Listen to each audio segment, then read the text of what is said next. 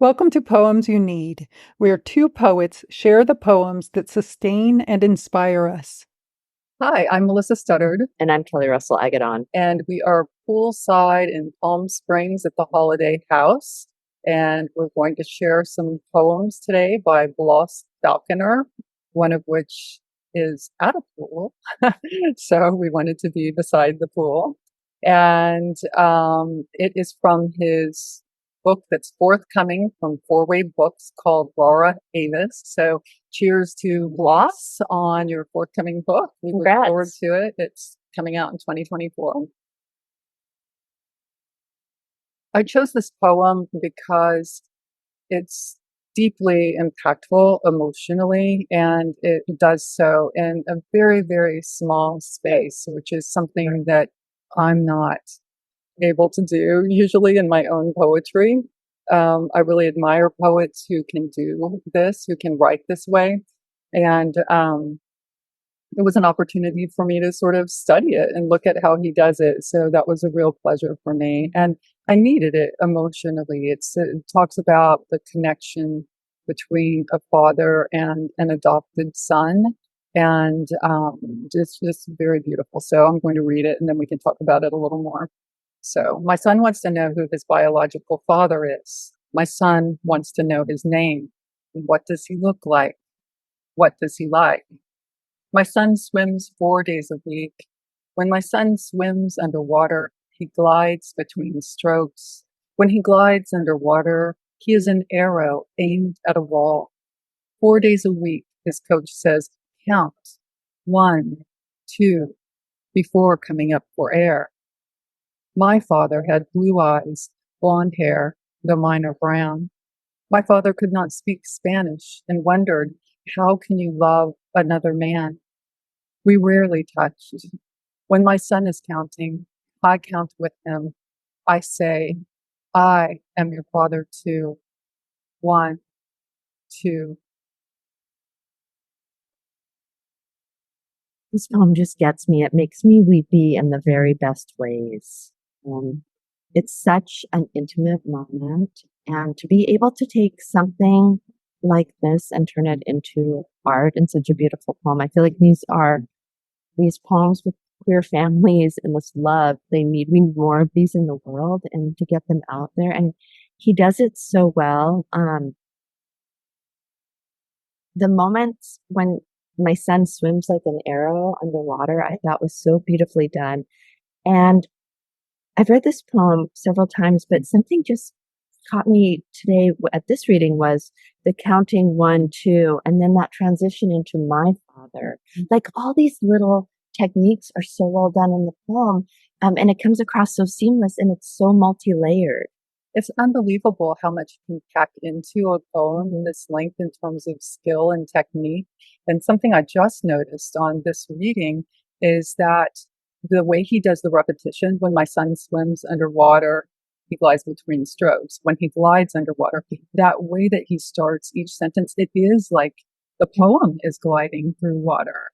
And it's just, what I have said to Blas in the past about this poem is that it feels to me also athletic, and not just in the subject matter, but in the execution of the poem itself, because it's like a gymnast or a figure skater or someone who is very graceful when you're looking at them. It seems effortless and simple on the surface, but you can't do that, and that's how this is. It's muscular underneath. You can see he just has so many strengths as a poet. Yeah, and the way it's so layered and the generations, a father, talking to his son, and then he has his father who has that idea that you can't love another man, so we can feel the difference of the father-son relationship and how the speaker has grown so much and is able to just love. And that's what we always hope as parents, that we're a little better than our parents were. Truly. And it feels like, in a sense, his relationship with his son is so beautiful that it's healing. Like, because he had not the greatest connection with his own father, to have that then with his son is just, and it's like you said before, it's not about biological, it's about the connection that's there. Right. It's about the caring, Yep. the depth of the caring. And it's, Our chosen families, and then that love. Oh, yeah. Good choice for the poem. And since you had said about the shorter poems, so and you also writing more lengthy, I'm also been called a wordy poet or talky poet. I Which read is also good. also good. But when you are a certain way, you get drawn into other ways because you want to see different ways to write. And that's why I chose this poem. Is it is an entire scene in just a small space, and you'll hear it. And I love the idea of being able to write a very short poem that has a very, very big feeling. And this poem's called And Then. And then I forgot what made me angry. Or was it afraid? As if a fever tumbling through the dark had broken. Months ago, you listened to me sob into the telephone. I tried to thank you, dear friend, after all, for all the years. It's as if we said goodbye before we knew anyone was leaving. Another amazing poem, and just it doesn't waste a word, it doesn't waste an image, doesn't waste a line. Nothing is wasted in this poem. And yet it does. It gets so much across, even from the beginning. I forget what made me angry, or was it afraid? Just so often we don't know what we're feeling, and also so often people think that they're angry or behave as if they're angry when the truth is that they're really afraid. And not just people. I mean, dogs, cats, anyone. Yeah. No, and that's actually what really brought me into this poem, because that's under 10 words. And that's what my anxiety presents as, like, anger, because I'm actually just really scared. And so it comes across as anger. And to see that, a feeling that I've known, to see it like opening up a poem, but then the poem just continues to expand. And what a punch for an ending. Oh my gosh. Yes. It's that feeling of the things that you know, that you don't know, but you know them, like when a relationship is ending and you know it, but you haven't admitted it even to yourself yet.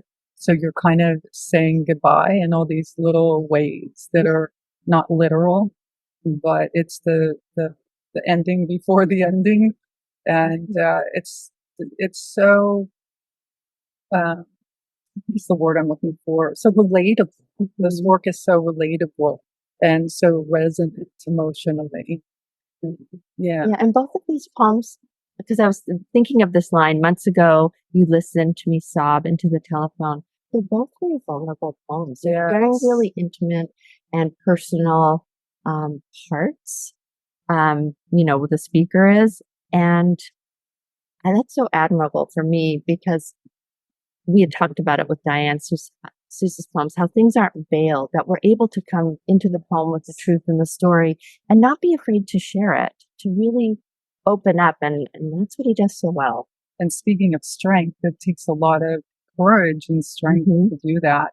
I mean, it takes a lot of courage and strength just to be vulnerable with one person, much less on the page in front of anyone who wants to read it. So thank you, Blas, for your vulnerability, and Kelli for your beautiful reading today. Yours too. Thank you for that poem you chose. Like, I just wanted to not cry through it while you read it, because it really touches me.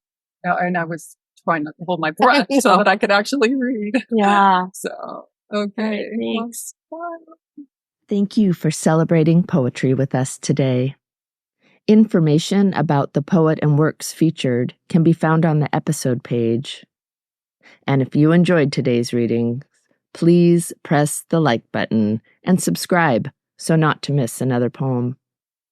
You can also share the episode with a friend, and we hope you do. Until next time, we wish you beauty, inspiration, and very meaningful days. May you always have the poems you need.